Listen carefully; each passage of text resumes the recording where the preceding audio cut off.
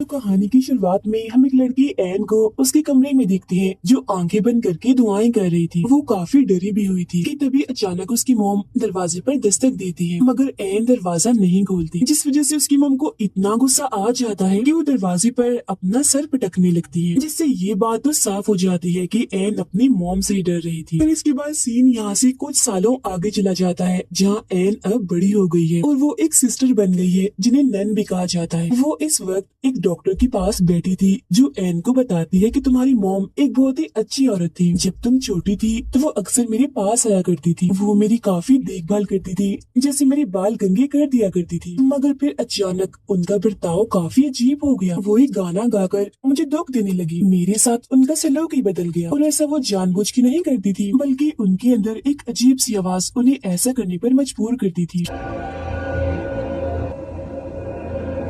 क्योंकि असल में वो पोजेस हो चुकी थी, मतलब कि शैतान ने उन पर कब्जा कर लिया था। इसके बाद दिखाया जाता है कि 1835 में एक्सोर्सिज्म सिखाने के लिए एक स्कूल बनाया गया। एक्सोर्सिज्म यानी काले जादू का तोड़। लेकिन अब क्योंकि पोजेस्ड यानी जिन पर शैतान ने कब्जा किया हुआ था उनकी तादाद बढ़ती जा रही थी, तो उसी स्कूल में अब उन लोगों को भी रखने का फैसला किया जाता है जो पोजेस्ड हो, जहाँ उन सबकी देखभाल सभी सिस्टर्स और नन्स करेंगे, मगर वो एक्सोर्सिज्म से दूर रहेंगे, क्योंकि सभी फादर्स और प्रीस्ट एक्सोर्सिज्म सीखकर उनकी पोजेशन को खत्म करेंगे, जिससे वो बिल्कुल ठीक हो जाए। अब हम एन को देखते हैं जो पहले एक बड़े चर्च में रहती थी, मगर अब वो भी इस स्कूल में आ जाती है। हालांकि वो एक नन है, सिस्टर है, एक्सोर्सिज्म से उसका कोई लेना देना नहीं है, मगर फिर भी एक्सोर्सिज्म सीखने में उसकी काफी दिलचस्पी होती है। फिर जब वो क्लास में थी तो वही डॉक्टर जिससे एन बातें कर रही थी वो सबको जादू टोने और इसके तोड़ के बारे में बता रही। यहाँ पर कुछ मरीज ऐसे थे जिनका ध्यान एन रख रही थी। कुछ वक्त पहले ही यहाँ एक और मरीज भी आई थी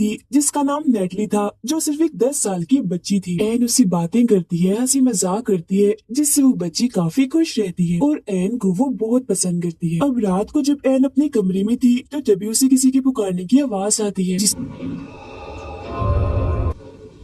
इसके साथ ही उसे कुछ आहट भी महसूस होती है। वो चेक करने बाहर जाती है, मगर वहाँ कोई भी नहीं था। फिर जब वो मरीजों वाले एरिया में घूम रही थी तो तभी उसे किसी बच्चे की रोने की आवाज आती है, वो भी कई बार, बहुत ज्यादा। उसे कुछ भी समझ नहीं आ रही थी कि आखिर ये आवाज आ कहाँ से रही, मगर फिर तभी अचानक उसके सामने नेटली आ जाती है, जिसे देख वो थोड़ी हैरान रह जाती है, ये सोचकर कि वो बाहर कैसे आ गई, क्योंकि सारे मरीजों को हमेशा ही उनके कमरों में बंद करके रखा जाता है और सिर्फ 2-3 नंसी अंदर जाती थी। मगर फिर वो उसे थोड़ी बहुत बात करके दोबारा कमरे के अंदर भेज देती है। वो फिर जब नीचे वाले हिस्से में आ रही थी तो उसे दोबारा से किसी के पुकारने की आवाज सुनाई देती है। तो वो यहाँ इस बारे में सोचने लगती है कि आखिर ये आवाजें मुझे सुनाई क्यों दे रही है, क्योंकि वो दरअसल इन आवाजों को थोड़ा बहुत पहचान चुकी।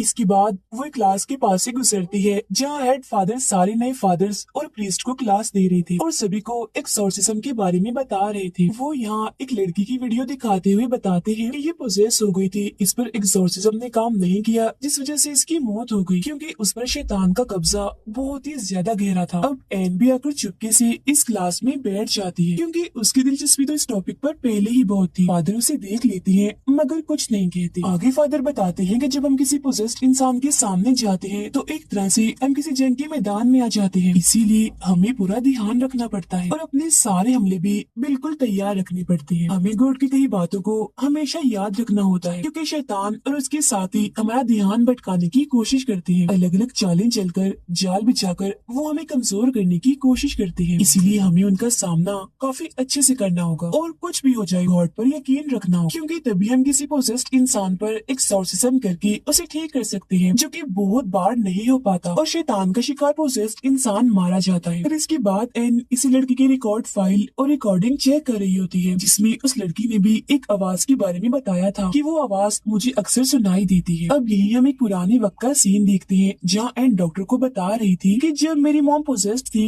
तो उन्हें भी कोई आवाज सुनाई देती थी जो उनसे सिर्फ एक ही बात करती थी कि मैं तुम्हें नहीं बल्कि तुम्हारी बेटी एन को लेना चाहती हूँ, क्योंकि वो खास है, गॉड की तरफ से चुनी हुई सिपाही है। है जो हमारे खिलाफ लड़ेगी। अब लाइब्रेरी में एन और लोगों के रिकॉर्ड्स भी पढ़ना चाहती है, मगर वहाँ बैठी नैन उसे कहती है कि जो रिकॉर्ड फाइल तुमने देखी बाहर बस वही पड़ी है और इसके अलावा मैं तुम्हें कुछ नहीं दिखा सकती। अब हेडनन एन को समझाती है कि आइंदा की बात तुम कभी भी प्रीस्ट और फादर की क्लास में नहीं जाओगी, समझ गई ना, क्योंकि वहाँ एक्सोर्सिज्म सिखाया जाता है जिससे तुम दूर ही रहो। जिस पर एन कहती है एक्सोर्सिज्म सिर्फ मर्द ही करते हैं जबकि औरतें भी इसे कर सकती हैं, तो इसमें क्या बुराई है। जिस पर नैन साफ मना कर देती है कि जो भी है बहरहाल तुम नहीं जाओगी, जिस पर एन को उसकी बात माननी ही पड़ती है। यहाँ पर हेड फादर भी थे जिनकी क्लास में एन चली गई थी। वो बताते हैं कि एन सीखना चाहती है तो इसे सीखने दे। नैन बोलती है एक्सोर्सिज्म सीखकर ये खतरा ही मोल लेगी जिससे मैं इसे बचाना चाहती हूँ क्योंकि मैं इसकी हिफाजत करना चाहती हूँ। इसके बाद एन एक बूढ़े मरीज की देखभाल कर रही होती है,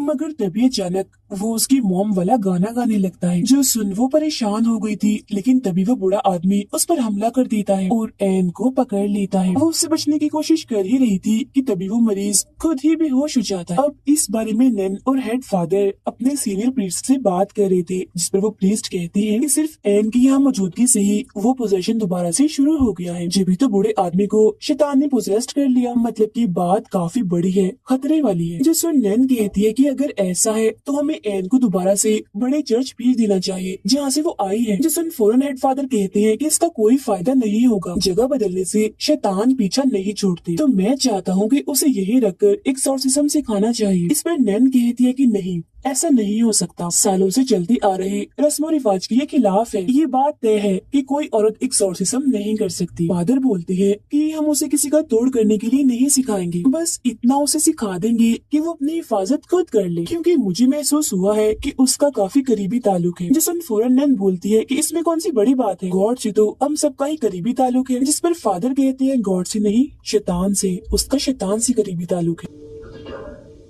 फिर अगले दिन एन एक्सोर्सिज्म वाली क्लास में जाने लगती है, जहाँ एक फादर जिसकी एन से दोस्ती हो गई थी उसके अलावा सब इस बात से नाखुश थी। क्लास खत्म होने के बाद फादर उन्हें असली एक्सोर्सिज्म की झलक दिखाने के लिए ऊपर वाले फ्लोर पर ले जाते हैं। ये एक ऐसी जगह थी जहाँ सबसे खतरनाक पोजीशन वाले लोगों को हिफाजती कमरों में रखा जाता है, और जिस कमरे के पास वो आए थे इसमें नेटली को रखा गया था क्योंकि उसका पोजीशन काफी बढ़ गया था। तब हेड फादर दो छोटे फादर जो अब एक्सोर्सिज्म सीख रहे थे उन्हें इस कमरे में भेजने का फैसला करते हैं एक्सोर्सिज्म करने के लिए, और उन्हें बताते हैं कि जिस पर तुम एक्सोर्सिज्म करने जा रहे हो वो सबसे खतरनाक शैतान है जो सबकी खुफिया राज, उनकी शर्मिंदगी और सभी गुनाहों को जानता है, जिन्हें वो फिर उस इंसान के खिलाफ इस्तेमाल करता है जिसके अंदर वो होता है, और ऐसा करके वो उसकी आत्मा को तोड़ता है। तो तुम इस चीज का खास ध्यान रखना। फिर इसके बाद वो एक्सोर्सिज्म करने के लिए उस कमरे के अंदर चले जाते हैं और अपने जादुई अल्फाज और मंत्र पढ़ने लगते हैं, लेकिन पोजेस्ड हुई नेटली पर इनका कोई असर नहीं होता।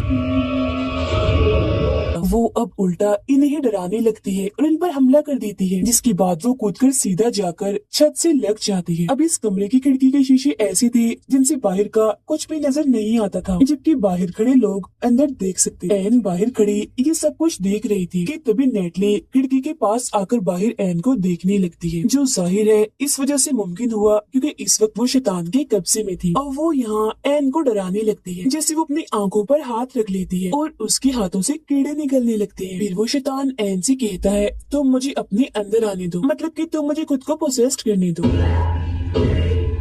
फिर फौरन ही फादर कमरे के अंदर आ जाते हैं क्योंकि बात अब बस से बाहर हो गई थी, मगर पोजेस्ड नेटली उन पर भी हमला कर देती है, जिसके बाद अब एन अंदर आती है और उससे बात करने लगती है। वो कहती है संभालो खुद को और जल्दी करो, होश में आओ। तब उसकी ये बात नेटली पर असर भी करती है क्योंकि वो फौरन ही होश में आने लगी थी, मगर तभी अचानक उसके अपने ही बाल उसके मुंह में जाने लगते हैं, लेकिन उन बालों को दोनों छोटे फादर्स पकड़ लेते हैं, जबकि हेड फादर फिर अपने मंत्र और जादुई अल्फाज पढ़ने लगते हैं, जिसके साथ ही नेटली फौरन होश में आ जाती है और वो उसके बाल बाहर निकालते हैं जिन्हें एक शैतानी हाथ ने पकड़ा हुआ था क्योंकि शैतान उसके अंदर था। फिर अब कुछ वक्त के बाद दोनों छोटे फादर और एन आपस में बात कर रही होती है क्योंकि तीनों की काफी अच्छी दोस्ती हो गई। उनमें से एक फादर कहता है कि एन का तरीका काम कर गया क्योंकि कहीं न कहीं नेटली उस पोजीशन में मौजूद थी जिसने तुम्हारी बात सुन ली और होश में आने की कोशिश की। ये कहकर वो उसे अपनी बहन के बारे में बताने लगता है कि मेरी बहन की शादी हुई थी, उसका बच्चा जब होने वाला था तो किसी वजह से बच्चा उसने खो दिया, जिसमें कहीं ना कहीं मेरी बहन की भी गलती है, जिस वजह से वो हर वक्त सदमे में शर्मिंदगी में रहती है और मैं उसकी वजह से बहुत परेशान। फिर अब रात के वक्त एन को एक बुरा सपना आता है जिसमें उसकी माँ ही उसे डराती है, जिससे एन भी काफी परेशान हो गई थी। इसके बाद वो नेटली के पास जाती है और पूछती है कि अब तुम्हें कैसा महसूस हो रहा है, जिस पर नेटली बताती है कि मुझे एक बुरा सपना आया था जिसमें मैंने एक जगह देखी जहाँ पर बहुत सारे लोग थे। वो सभी लोग चिल्ला रहे थे, साथ ही साथ एक आवाज भी सुनाई दे रही थी। वो मुझे काफी डरावनी चीजें भी दिखा रहे थे, डरा रहे थे और वैसे करने को कह रही थी जैसा वो लोग कर रहे थे। और एन, वहाँ मैंने तुम्हें भी देखा, तुम भी चिल्ला रही थी, जिससे एन थोड़ा और परेशान हो जाती है। फिर इसके बाद वो अपने नोट्स बना रही होती है कि जब इंसान पोजेस्ड होता है तो उन्हें क्या महसूस होता है, उनके साथ होता क्या। अपने फादर दोस्त की मदद से वो उन फाइल्स को भी देख लेती है जो देखना मना था, जिससे उसे पता चलता है कि बहुत सारे लोगों की हालत पोजेस्ड होने के बाद सीरियस हो जाती है। फिर उन्हें एक्सोर्सिज्म वाले इस स्कूल में भेज दिया जाता है, मगर यहाँ भी वो ठीक नहीं हो पाते और मारे जाते हैं। ये जानकर एन काफी परेशान हो जाती है क्योंकि नेटली की हालत अब दिन ब दिन खराब होती जा रही थी। फिर उसे पोजेशन से बची एक लड़की का इंटरव्यू मिलता है जिसमें वो बताती है कि मैं बच तो गई थी मगर पोजेशन में मैंने अपने साथ बहुत गलत किया था, मतलब कि खुद को नुकसान पहुंचाया, अपना चेहरा तक बिगाड़ लिया था। मैंने ऐसा कदम इसीलिए उठाया क्योंकि जो मेरे अंदर का शैतान था जिसने मुझे पोजेस्ट किया हुआ था, उसने मुझे मेरे गुनाहों और शर्मिंदगी का एहसास दिलाया और आज भी मैं उसी शर्मिंदगी में जी रही हूँ। अब हमें माजी का एक सीन दिखाया जाता है जहाँ एन की मोम पोजेशन में थी और उस पर हमला करने की कोशिश कर रही थी, मगर फिर अचानक से उसकी मोम ने अपनी ही जान ले ली। अब एन हेड फादर के पास आती है और उन्हें बताती है कि पोजेशन के टाइम पर शैतान उस इंसान की शर्मिंदगी और गुनाहों को इस्तेमाल करता है, और जब वो इंसान अपनी शर्मिंदगी और गुनाहों पर पूरी तरह से टूट जाता है तो वो इंसान उस पर कब्जा कर लेता है। ऐसा करके वो जीत जाता है और पोजेस्ड हुए इंसान को फिर चाहे जहाँ भी भेजा जाए उसकी मौत ही होगी, क्योंकि शैतान तो पहले ही जीत चुका है। इसीलिए एक्सोर्सिज्म के दौरान हमें लोगों को अंदर से मजबूत करना होगा कि वो लोग अपनी शर्मिंदगी और गुनाहों से ना टूटे, जिस वजह से वो लोग बच जाएंगे, एक्सोर्सिज्म कामयाब हो जाएगा। अब उसकी ये बातें हेड फादर को जरा भी समझ नहीं आती। उनका यहाँ सिर्फ एक ही सवाल था कि आखिर एक 10 साल की बच्ची को क्या शर्मिंदगी और क्या गुनाहों का एहसास होगा, क्योंकि बच्चे तो मासूम होते हैं, मन के पाक साफ होते हैं। तो फिर नेटली के केस में आखिर शैतान ने कैसे उस पर कब्जा किया हुआ है, अब इसका जवाब किसी के पास नहीं था, मगर जो इसकी वजह थी वो काफी बड़ी थी, जिस बारे में हमें थोड़ी देर में पता लगने वाला। फिर अब एन की बातें यहाँ उसकी फादर दोस्त ने सुन ली थी और वो उसे कहता है कि मेरी बहन जिसने बच्चे को खोया था,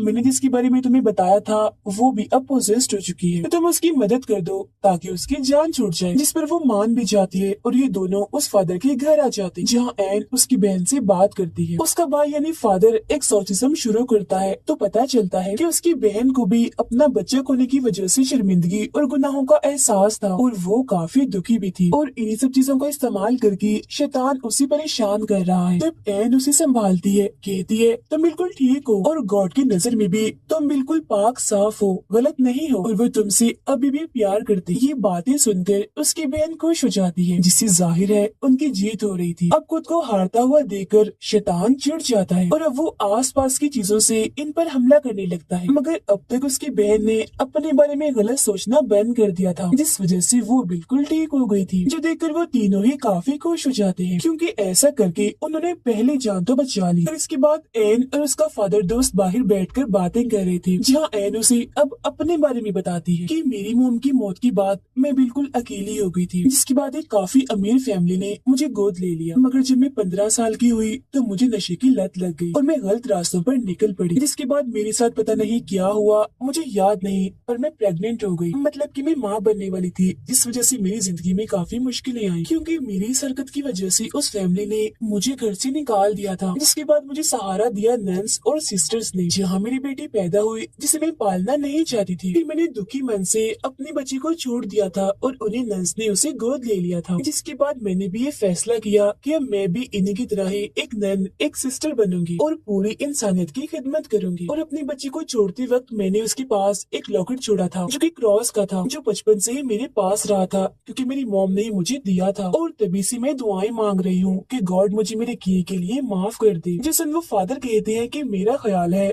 गॉड तुम्हें माफ कर चुके हैं, क्योंकि कई बार मैंने इस बात की झलक तुम्हारे अंदर देखी है। इसके बाद जब एन अपने कमरे में थी तो उसे अपनी मॉम के ख्याल आने लगते हैं, उसकी आंख से भी नोकदार कोई चीज बाहर आती है जिससे वो थोड़ा परेशान हो गई थी।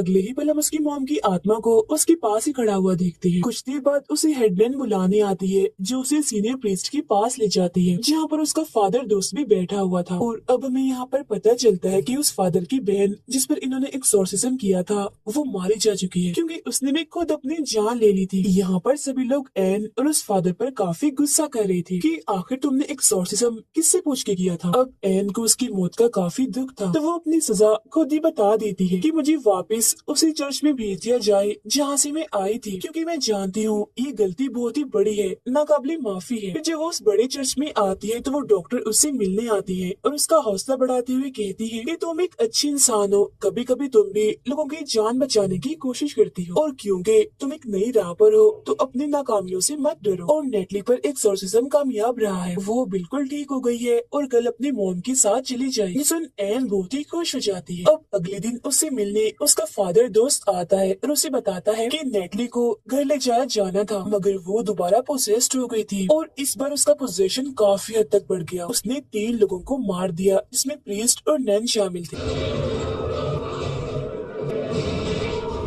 फिर वो उसे क्रॉस लॉकेट देता है और कहता है कि पोजेशन की हालत में नेटली ने कहा था कि इसे मैं तुम तक पहुंचा दूं। अब उस क्रॉस लॉकेट को देखकर एन समझ जाती है कि तो वही लॉकेट है जो मैंने अपनी बेटी को दिया था उसे छोड़ते वक्त। तो इसका मतलब ये है कि नेटली और कोई नहीं बल्कि मेरी बेटी ही है। और अब हमें यहाँ ये बात पता चल गई है कि शैतान को उस बच्चे में आखिर कोई शर्मिंदगी क्यों नहीं मिली, क्योंकि उसे वो बच्ची नहीं चाहिए थी, बल्कि वो तो उसके जरिए बस एन तक पहुँचना चाहता था और उसे नेटली के नाम से तोड़ना, कमजोर करना चाहता था। ये जानकर वो फौरन उस फादर के साथ नेटली को बचाने के लिए निकल पड़ती है, क्योंकि वो उसकी बेटी भी है और एक बच्ची भी है, तो वो उसे कुछ भी होने देना नहीं चाहती। उधर नेटली को एक खुफिया जगह पर लाया जाता है जहाँ उस पर एक्सोर्सिज्म चल रहा था, और ये वही जगह थी जहाँ पर 1835 के टाइम से जादू टोने और एक्सोर्सिज्म किए जाते थे। यहाँ एक फादर के साथ कुछ प्रीस्ट थे जो नेटली पर जादुई अल्फाज और मंत्र पढ़ रहे थे, जिनका उस पर कोई असर नहीं हो रहा था। अब इतनी ही देर में एन भी वहाँ आ जाती है और बस शैतान का प्लान कामयाब हो गया था, क्योंकि वो तो चाहता ही ये था। अचानक ही उसके अंदर उसकी सारी ताकतें आ जाती है, जिनका इस्तेमाल करके सबसे पहले वो इन प्रीस्ट पर हमला करता है और उठाकर इन्हें दूर फेंकता है, जिससे सारी की सारी मारी जाती है।